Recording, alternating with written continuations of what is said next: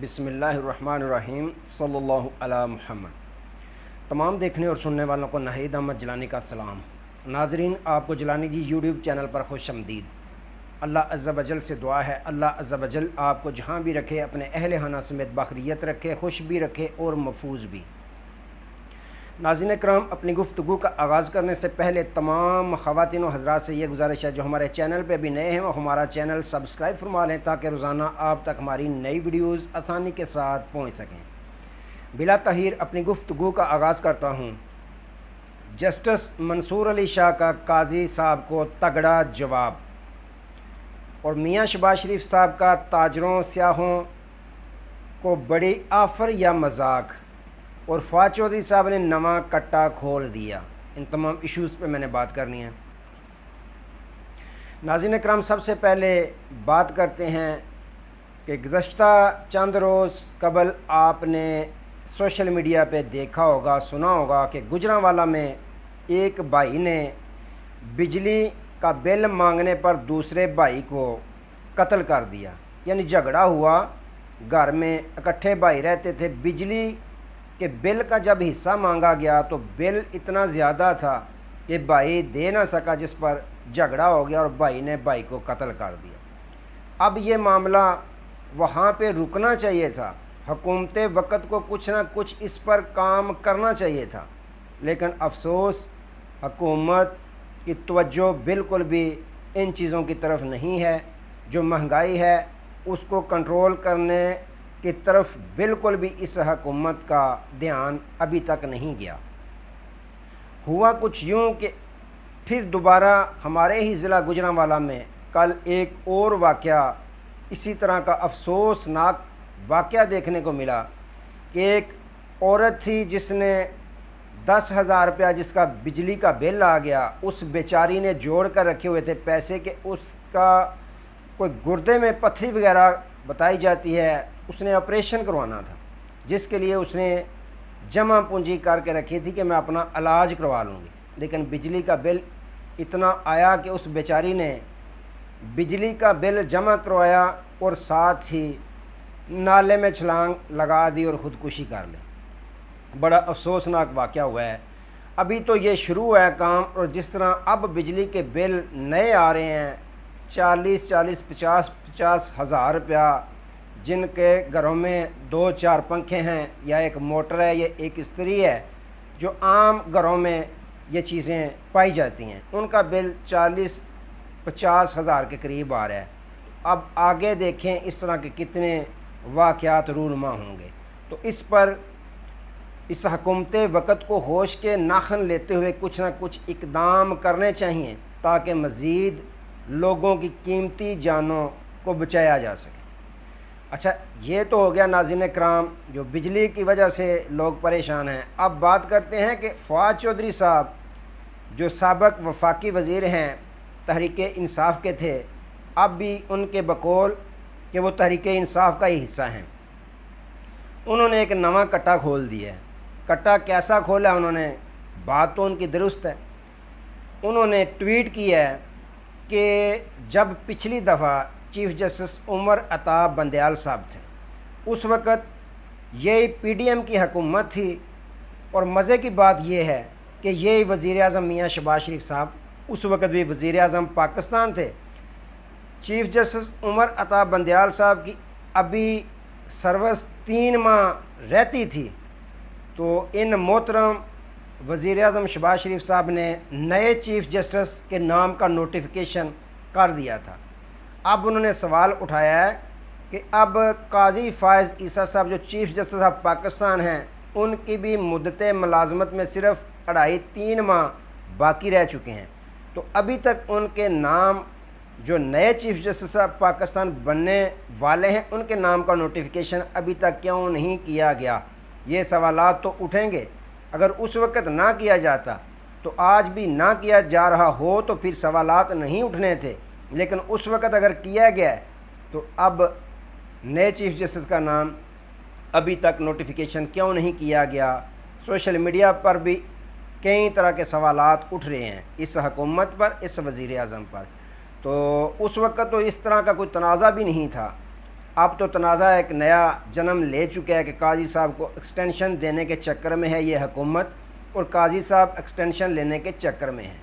तो क्या ये अच्छा होता कि अगर मियां शहबाज शरीफ साहब 3 माह पहले ही नए चीफ़ जस्टिस साहब के नाम का नोटिफिकेशन कर देते, और ये अफवाहें जो दिन ब दिन ज़ोर पकड़ती जा रही हैं कि काजी साहब को एक्सटेंशन देने जा रही है ये हुकूमत, इन अफवाहों से भी जान छूट जाती। लेकिन अभी तक नोटिफिकेशन नहीं किया गया, जो एक सवालिया निशान है। और फवाद चौधरी साहब ने बिल्कुल ये दुरुस्त नुक्ता उठाया है। इसी तरह तमाम पाकिस्तानी जो आम हैं, लोग हैं, आम आवाम है, वो भी, उनके ज़हनों में भी ये सवाल गर्दिश कर रहा है कि अभी तक वज़ीर आज़म भी वही है, हुकूमत भी वही है, तरीक़ाकार भी वही है, तो फिर नोटिफिकेशन अभी तक क्यों नए चीफ़ जस्टिस का नहीं किया गया। इस पर हुकूमत को सोचना चाहिए। ये सोचने वाली बात है, ये सोचने वाला सवाल है। अच्छा नाज़रीन इकराम, अब बात करते हैं कि जो वज़ीर आज़म पाकिस्तान है मियां शहबाज शरीफ साहब, उनकी जानब से ऑफ़र दी गई है 126 ममालिक के ताजरों, सियाहों को कि ऑनलाइन वीज़ा उनका होगा फ्री, कोई फ़ीस नहीं ली जाएगी। वज़ीर आज़म पाकिस्तान के मियां शहबाज शरीफ साहब के बकौल के वो चाहते हैं कि पाकिस्तान में इन्वेस्टमेंट हो, पाकिस्तान में कारोबार बढ़ें, लोग आएँ, सियाह आएँ सैर व तफरी करने के लिए, यहाँ आकर कारोबार करें, इन्वेस्टमेंट करें, ख़र्चे करें, ख़रीद व फ़रोख्त करें, जिससे पाकिस्तान की इकानमी में फ़ायदा हासिल हो। तो नाज़रीन किराम, ऑफ़र तो उनकी अच्छी है। अब सोचना ये पड़ेगा जो ऑफ़र दे रहे हैं मियां शहबाज शरीफ साहब, वो माहौल भी ताजरों को उसी तरह का देंगे जिस तरह का वो चाहते हैं। अगर माहौल ये दे सकते हैं तो फिर पाकिस्तान के ताजर जो हैं वो क्यों खौफ के मारे अगवा हो रहे हैं। देखें, अगर कोला नेक्स्ट के जो मालिक हैं चंद रोज़ कबल से वो अगवा हो गए थे, अब इतलात ये हैं कि वो अपने घर लाहौर में पहुंच चुके हैं।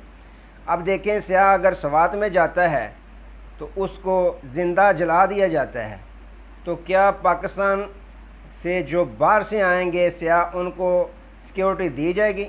अगर इस तरह के मामलात पाकिस्तान में होंगे, ताजरों को गिरफ़्तार किया जाएगा, सियाहों को ज़िंदा जलाया जाएगा, और जो मौजूदा चीफ़ जस्टिस साहब पाकिस्तान हैं, सबसे बड़ी कुर्सी पे बैठे हुए हैं, उनको शरेआम सोशल मीडिया पे देखें धमकियाँ दी जा रही हैं, और किस तरह की धमकियाँ दी जा रही हैं जो काबिल अफसोस हैं। तो क्या इस तरह का अगर माहौल होगा, इस तरह का पाकिस्तान में माहौल चलता होगा, तो ताजर जो हैं, सियाह जो हैं, उनका दिमाग तो ख़राब नहीं कि वो पाकिस्तान आएंगे सैर व तफरी करने या कारोबार करने, जब पाकिस्तान के अपने अंदर जो ताजर हैं वो ही महफूज नहीं, सियाह महफूज नहीं, धमकियाँ दी जा रही हैं चीफ जस्टिस साहब पाकिस्तान को।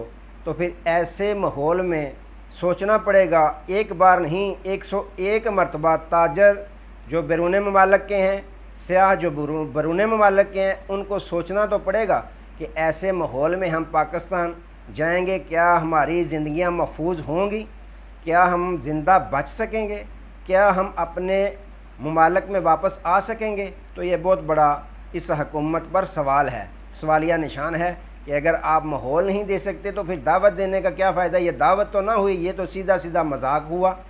तो नाज़रीन इकराम, इस तरह का बयान दिया वज़ीर आज़म शहबाज शरीफ साहब ने। तो देखें आप कितने ताजर और सियाह पाकिस्तान का रुख करते हैं।